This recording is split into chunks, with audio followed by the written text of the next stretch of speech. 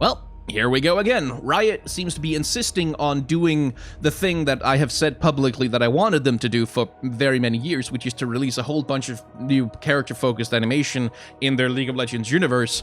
But I want to play Final Fantasy VII Remake right now, Riot. I don't have time to deal with this. Couldn't you not release them right now and instead release them at a different time, which is more personally convenient for me, please? I don't know. I feel like that's very inconsiderate of you. But since the thing is here, let's deal with the thing as it exists. So we've been to Demacia. We've been to the Freljord. We have had tales of heroism abound. So now it's time to head to the Shadow Isles, where heroism goes to die, along with everything else that goes to the Shadow Isles, really. And this is a different beast than the previous two animated shorts. Like, Before Glory in Demacia was sort of a kid's Saturday morning cartoon kind of story, like, oh, our great fantasy heroes and kids are playing. Kind of very much in that vein. Brahm's short, the Freljord short, was more of a personal drama, with like lots of tension about, oh, can we save the child from the raiders and the thing. This... well, first of all, it's a tragedy, obviously, but it's also much more of a mood piece. It's less character-centric and character-focused than the other shorts were. And in fact, like, the champion whose presence sort of is supposed to be the central, like in the same way that Braum was central to the Freljord short, and Garen and Fiora was central to the Demacia short. Here, theoretically, one champion is supposed to be central to the short, and that's Thresh, except he really doesn't show up very much. We are well over halfway into the short before he even makes his appearance, and even after he's made his appearance, most of what he does is just like that. He's just standing there menacingly, and being scary, which is of course what he does best, but like I said, it's a very different beast. It's not really about Thresh so much. This short is much more than the Freljord and Demacia shorts, about the Shadow Isles, about exploring, about setting up and showcasing what that place is like, what happened here, the environmental storytelling of the place, and of course, the inevitable fate of absolutely everyone who is stupid enough to go there.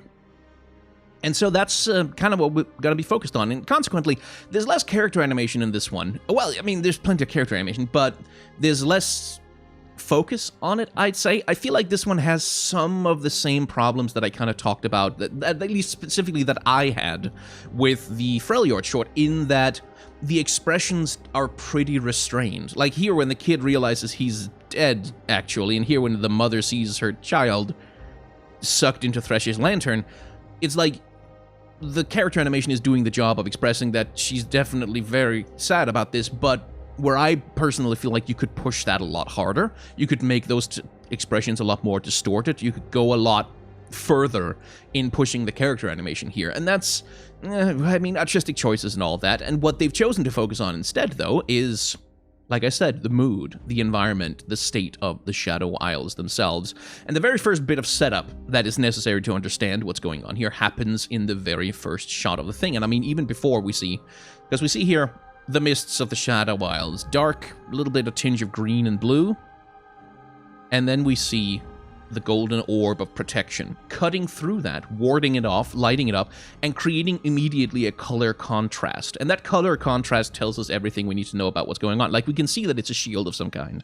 But the color contrast between all the teal and green and blue and gray of the Shadow Isles themselves completely contrasted with the bright golden shimmering light of the boat and the ward that they've got on board there tells us almost immediately everything we need to know. Okay, so this is a hostile environment. These people are protected by that bubble. We got that by 17 seconds into this thing. Nobody needs to sit down and give us an explanation about, yes, you see, because we have this special warding magic that we put into this liquid in a bowl, and we put it on the boats, and then the ghosts can't reach us. But just in case you haven't fully understood it yet, they're going to give us a little bit more setup. And this is set up for a couple of things. First of all, that this kid doesn't know how to keep reckless and curious and easily distracted. We get that immediately because one of the first things he does as a character, besides pedaling the boat, is, well, he sticks his hand outside of the protective bubble, which, like, you already understand that that's a bad idea. Then it's reinforced that it's a bad idea when this happens to his hand, which is like, I don't know where in the world you are, but if your hand suddenly seems to be on green fire, that's probably a bad sign.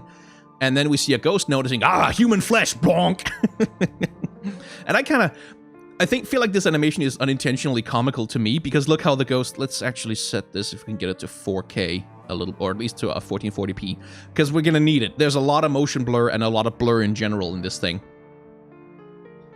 Bonk! It is a little bit Looney Toony, the way the ghost just kind of... like the road, like Wile E. Coyote charging into a wall, like bonk! But this is also important setup.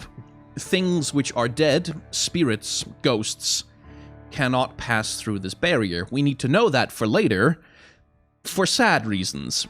This also gives us a look at some of the other... Like, in previous shorts here, especially in the For Demacia one, where the dragon, a lot of the smoke and the stuff that came out of that was hand-animated, and in the Freljord short, where a lot of the the effects, the magic effects, were hand-animated, this short kind of doesn't do that very much. There's a little bit of hand-animated stuff in here, and we'll talk about that, but for the most part, the, like, shimmering light of the magic effect of the protection there, mostly like 3D effects generated, smoke effects that are generated in a 3D animation engine, I would imagine. And the same thing goes for everything related to the Shadow Isles and spirits. These are smoke effects that are generated by computer, and which is not to say that an animator doesn't have a hand in shaping how they look on screen. Like, there's a lot of manual work that goes into making sure that they billow correctly and look good, like from a from perspective of cinematography and stuff. But it's not, they didn't hand animate this smoke, is the point I'm trying to get at.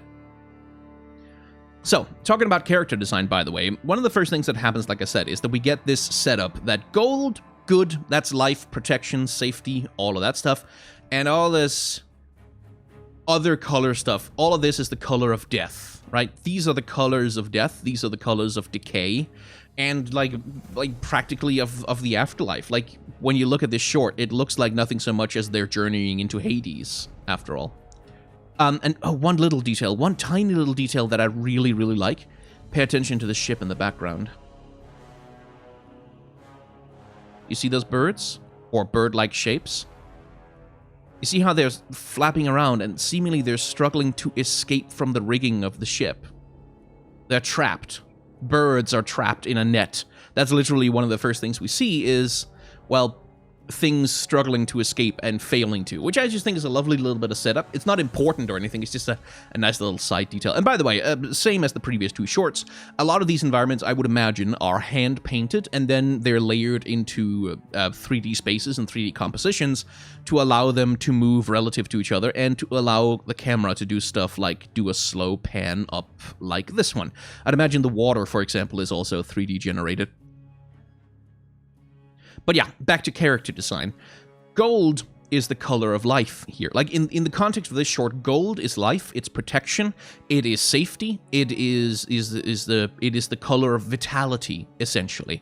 And our characters reflect that. These, by the way, are members of the Buru people, the people of the island of Buru, which is the same island that Illaoi is from, but they are not necessarily devotees of the cult of Nakakemoros. Like, they might be. It's not clear. But, like, they don't seem to necessarily... Like, not everybody who's from Buru is necessarily a devotee of the cult of Nakakemoros the same way that Illaoi is, to the best of my understanding of the lore. So, just keep that in mind, that while, yes, these people are clearly from the same island as Illaoi, they're not necessarily from the same religion. This might not be a Nakakemoros related ritual to stop the Shadow Isles from attacking, because Nakakemoros is all about individual strength and overcoming adversity and stuff like that, so why would it allow you to protect yourself from disaster? It might be another thing. Anyway, they wear gold around their neck, around their chest bits.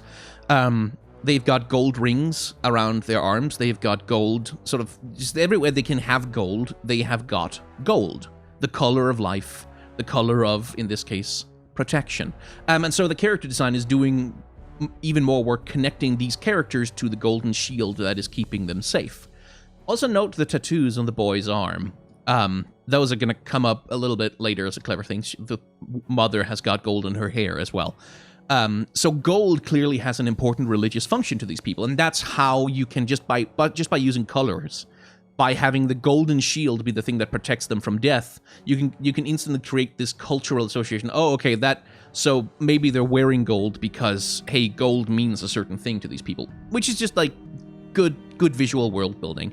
And this is where we get to the second part. We get very few character moments in this thing. We get this here between the mother and the son where she's like, well, you stuck your hand outside the golden shield. Maybe, and I'm just thinking this out loud, I shouldn't let you go to the Death Island where people who wander off the path and get distracted get killed. But the son is like, well, I have to do this, frankly, because the Shadow Isles are being jerks, expansionist, colonialist assholes, and they're trying to screw everything up, so we have to relight the wards, prevent the dark mist from rolling out, which is a compelling argument, to be fair. But this is pretty much the character moment we get, and it's expressed fairly well, because we have the mother is like, maybe you're not ready, so her position is she's got her back to him, she's like shoulders up, straight neck, straight back, being a matriarchal figure, an authority figure, and the boy pleading. And he pleads by putting a hand on her shoulder and trying to be intimate with her when she's in a position where she's rejecting intimacy. That's what this pose is. When you've got your arms crossed and your back turned to someone, that's the universal sign of don't touch me, don't talk to me. Like, that's a sign of like, I've made a decision and you're not gonna quibble with that. This is an intimate gesture of intimacy to say, hey, please, like, come out of that shell and let's engage emotionally, and you can see that it works on her because of that little move right there. See the shoulders? Whoop. She lets go of her cross-armed pose, the shoulders drop down, and her whole body language shifts from this straight-backed, staring straight ahead to... and you can see him winning the argument just through the animation. And that's perfectly good character animation. Again, I feel like a lot of it is a little bit... This is just my personal preference. Like, to a certain extent, my complaint about this being a little stiff and a little bit staid is partly my personal preference for things that are more exaggerated and cartoony. But it's not that this animation is bad in any sense of the word. It's just I like animation in different ways. And this is kind of where the character interaction ends. And most of the rest of the short really isn't so much about characters. It's about... Let me see if I can catch the last frame here. There. It's about this. It's about the environment. It's about the Shadow Isles. It's about taking in the state that these islands are in. What it's like to be there. What they feel like. How they feel as an environment. Which is, again, where the color coordination between these things is being operationalized, because the color, the golden color, marks the boy as an intruder in these islands. This is his lamp. He's literally carrying life and protection with him. Again, that gold color association we were talking about. This is his life that he's carrying with him into the Shadow Isles. And this is also where we get a little bit of hand animation, as far as I can tell, when I think, and I'm reasonably convinced, that the liquid that he carries around in this lantern is hand animated. Like, I'm reasonably convinced that it is. Although this stuff right here, all the golden glowy effects on the particles here, that's probably computer generated. But this is sort of the ethos of the rest of the short, is you're in the Shadow Isles, you might just see the ghost of something that looks familiar wander by. And the boy, as we've already established, like, easily distracted, easily tempted. He does the same thing that he does in this moment here. He clearly wasn't ready. His mother was right, because he follows his father, and here we get the next series of shots. And this shot, as you can tell, it's not really about the ghost of the father, because he just kind of leaves. And it's not really about the boy, because he's barely present on the screen. This shot is about this. It's about the Shadow Isles themselves, and it's about a couple of interesting little details, because you see what's on these Shadow Isles. You see the remains of the Blessed Isles here, because of course the Shadow Isles were not always, death hell. Once upon a time they were the Blessed Isles. They were fountains of life themselves. And consequently, there's lots and lots of gold here. But unlike the glowing, vital, powerful gold, the magic that these people are using to protect themselves, and even unlike the gold that the characters themselves are wearing, it's a very different gold, isn't it? This is pale. This is gold that sort of just barely holds on to its hue in the midst of all of this swirling death. Yeah, it's gold, but it's dead. It is dead. gold, as indeed you can see on the floor here. Like, lots of gold around. There's a gold disc right there, but the gold doesn't control the space. The color that controls the space is the green, the blue, the teal, the color of death. And speaking of the colors of death, this man also wears tattoos.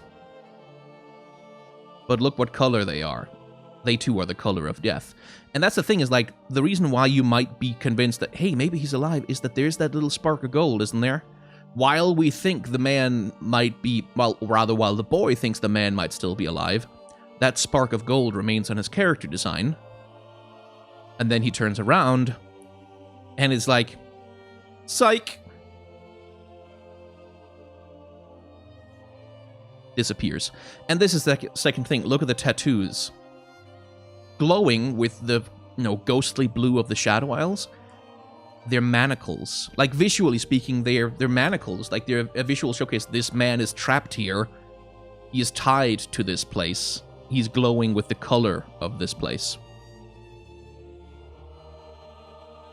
And just, like... And again, the point of this shot, yeah, the dad is there, but the point of the shot is to show you this grand vaulted hall, these ancient ruins that, like, clearly were not always like this. Also, note the man's eyes. And I like that camera move so much. Like, this little camera move right here. Because, again, this is the moment where the trap is sprung. Because we zoom in on him on this very steady... Oh, well, we don't zoom in. We get this very steady, stable shot. The man turns around. Everything is calm. Like, the movement of the camera is calm. And then... whoo, we go completely off balance. Like, it's such an unusual camera move, because it's not even like the camera just tilts. It's like the camera almost falls over, right? Like, we get this, whoa, all of a sudden, the camera is swooping left to right and completely off balance, just like the boy is when he sees this happen to his father. And by the way, a little bit of extra color thing that I quite like is that most of the Shadow Isles, like teals and blues, like it's generally very cold shades of death that we're seeing here.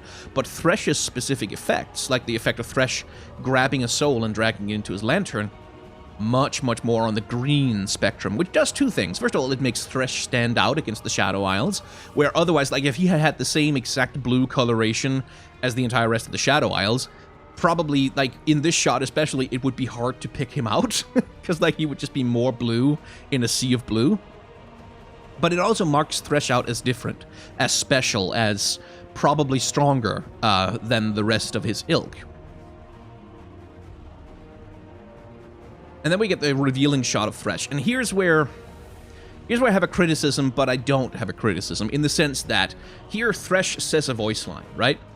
And the mouth does this. It opens and closes like a Pez dispenser, basically. Like, it looks like a toy. It doesn't really look like it's saying anything, because, well, it's a skull mouth. What's his mouth supposed to do? He can only move the jawbone. There's no lips. There's no anything. So how do you make an expression here? And so my first thought was, well, maybe just don't do that. Maybe don't have Thresh's mouth move. Except you can't, because of this.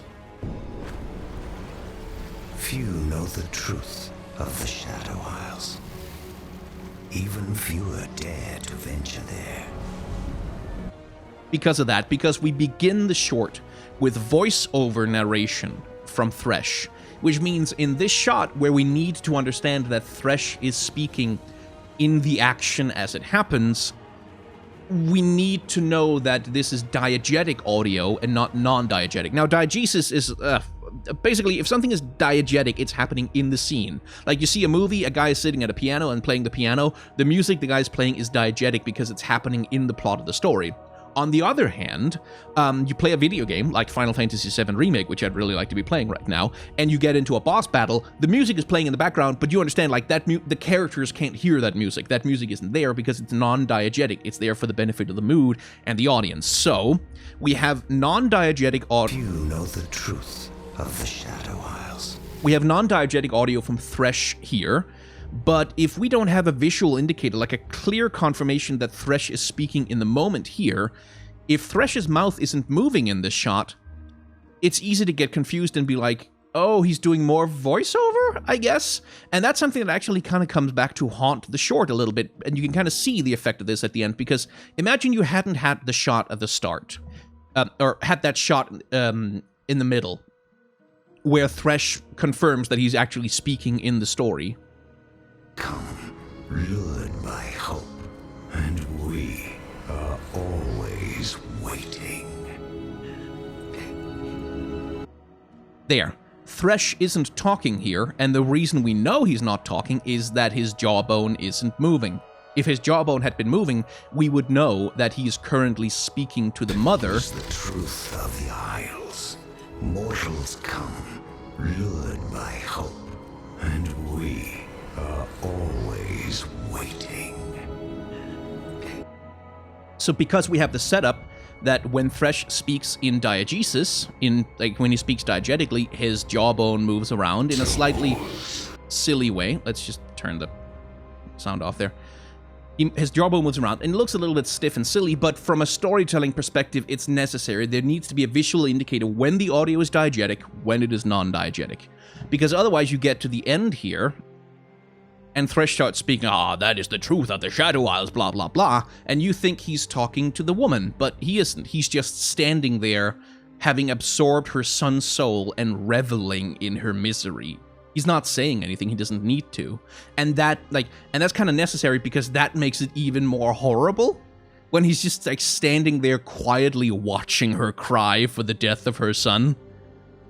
That's more psychotic, that's more evil than him delivering, a Skeletor speech at her. So anyway, yes, the animation on Thresh's mouth movements here is yeah, it looks silly because it's a jawbone floating in space, so what the hell else are you gonna do? But it is also necessary. I do like the detail. I do like two things about Thresh's character design. First of all, he is always grinning. And that is, partly because the skulls are always kind of grinning, but Thresh especially, his character design is really made to give him that wide, smarmy Joker grin. That really, you can see the twist from his cheekbones into the upper row of, I guess, teeth. You can see that really accentuates that he's got the biggest smile on his face, which is further accentuated by his eyes, which have that distinctive lower curve there. On a real skull, obviously the eye sockets are round, but the lower bit of the skull, and indeed the skull is animate a little bit. You can see there, you can see that he can actually move his eyebrows, as it were, around, but that curve right there gives his face the look of just a grin, always a grin, always a smile, because he is having the best time of his life. On death, he's having the best time of his death on the Shadow Isles. He's enjoying the hell out of every moment of misery and agony and torment he inflicts upon others, and the character design sells that to you. It sells you the personality of the thing, which is good because, Thresh his character design can't do that much personality. A lot of personality on humanoid characters comes from the face, and Thresh doesn't have one. He has a skull that moves around, vaguely.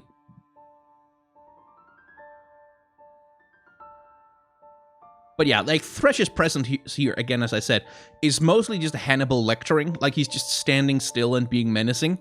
Like Anthony Hopkins in Silence of the Lambs, which is a move that he repeats right here, where it's just haha, got your son, suffer, bye, and then he's out.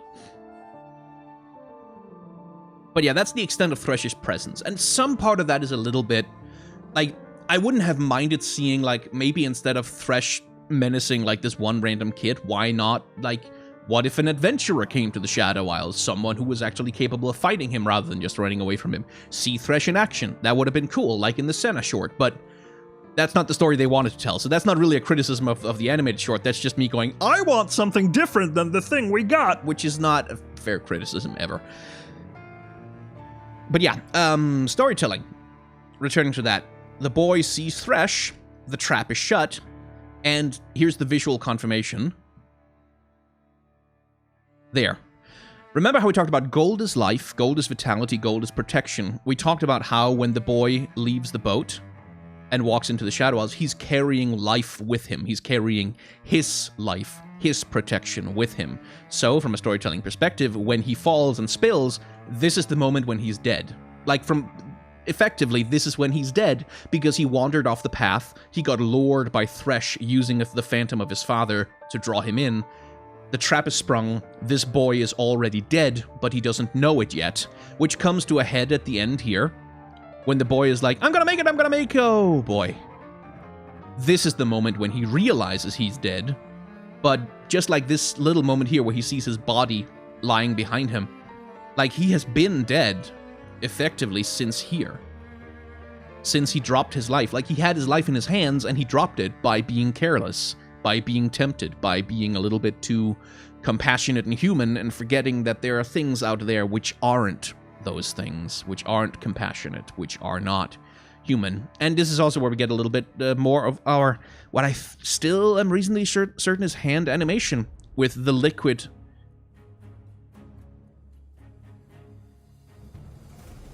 Yeah, I'm reasonably sure the liquid flowing out of the tank here is hand animated. It's animated on ones, as far as I can tell, so it's a little harder to tell there. But I'm pretty sure it is, and then they apply a glow filter over the top of that, obviously. But I think it's the only little bit of hand animation that's really here, besides maybe the birds back here. Like, they too could be hand animated. Yeah, I think they are, because you can see here, sometimes they move on twos. Yeah, they move on twos. So the birds back there are probably also hand animated, that tiny little detail that I like. Anyway, the boy is dead, and Thresh knows it. The boy doesn't know it yet, but Thresh is going to delight in very slowly forcing him to realize it. And so we come back to the main point of the short, which really isn't so much the characters, but the environment, the space. And this is a good shot. Like, that's always a good shot. Like, of someone running, terrified, and then cutting to a shot of their pursuer just wandering leisurely ahead. Thresh isn't in a hurry because, again, the boy is already dead. Thresh knows that he has already won, so he's savoring the hunt. But this, again, is the point of the short. These environments, these grand vaulted halls, this amazing set of spaces, really. Showcasing what it's like on the Shadow Isles, and nowhere more clearly than here, where you can see, like, this is a broken land, this is a broken place. This used to be full of life. This used to be something else, but it isn't anymore. And of course, the thing that we're not hearing right now, and again, also here, with the floating cube that he's running past here, sort of lazily still floating in space, held up by the same magics that perhaps once animated it. The short is about this. The story that takes place in it is kind of incidental to the whole thing. Here's a good bit of animation. See, because setup is still happening. We already know that the floor in this place is treacherous when the boy falls over because of some rocks, but then we know it again when we get to the stairs here.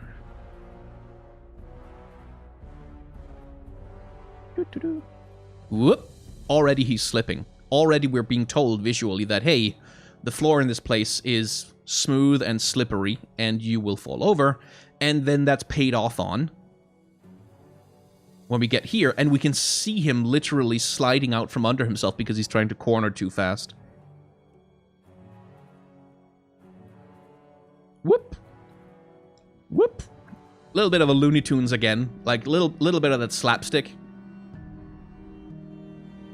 where his feet no longer carry him, and boom, he's down. And this is when he's dead, and we get to see how he dies as well. And the sound design here is doing a lot of the work as well. I think, let me turn up the audio so you can hear it.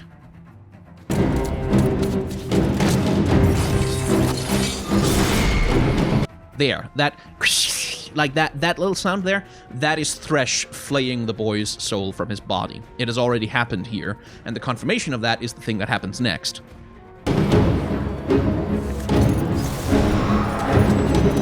You heard that? Like, when the boy stands up, there's this little subtle ghost sound, like that happens when he stands up.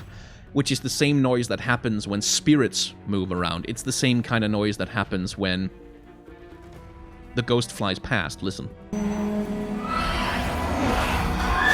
Like that, is that... That's the sound of ghosts and spirits moving. And here it's being used... Let's see. When the boy gets up, because he's a ghost now. He's a spirit now. And oh no. And again, this is the setup from the start. He bounces off because he's a ghost now. Because he's not allowed into the sphere of life anymore. He's not part of life anymore. And here again, she's doing the same thing that he did at the start. She's reaching out to him through the thing, which you shouldn't do. And this is also the moment where we get to understand why is the boy so easily distracted? Well, because under certain circumstances, everyone is willing to try and reach outside of where it's safe to be to save something that they love.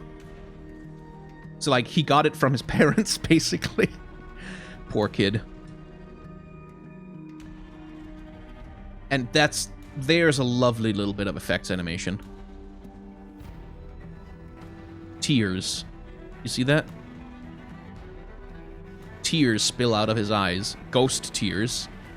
Right before Thresh, well, grabs him. And if I'm not much mistaken...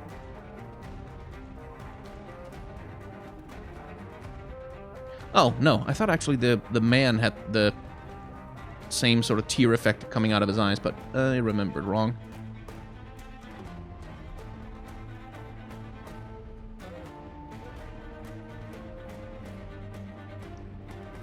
He cries a couple of tears, and then he's gone. Which is how it happens on the Shadow Isles. And Thresh again there with that giant shit-eating grin. You can really see him like, you can really see him enjoying himself right here. Which is the character design doing all the work of emoting things that you kind of can't emote anywhere else with him.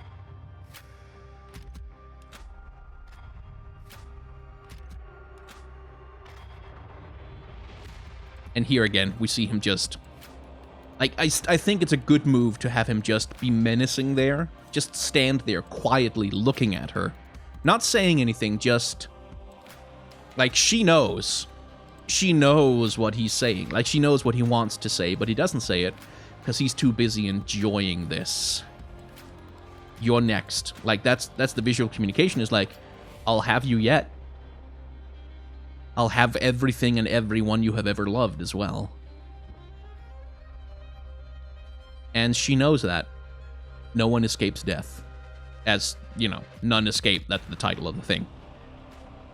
But yeah, I think that's kind of all I really have to say about it. Because, like I said, it's a mood piece. It's not really about character animation, which is the thing that I usually get most excited for. I get really excited for character animation. This stuff here is sort of less in my wheelhouse, but it's still, like, it's still very well put together. And I do love the very simple move of having gold be the color of life, using that both to be a signifier of, like, the protection of blah, blah, blah, and on the characters, but also having it be an indicator in the environment that life once flourished. That always happens when I talk for too long. That life once flourished in the Shadow Isles. That life was once here. That this was once a very different place.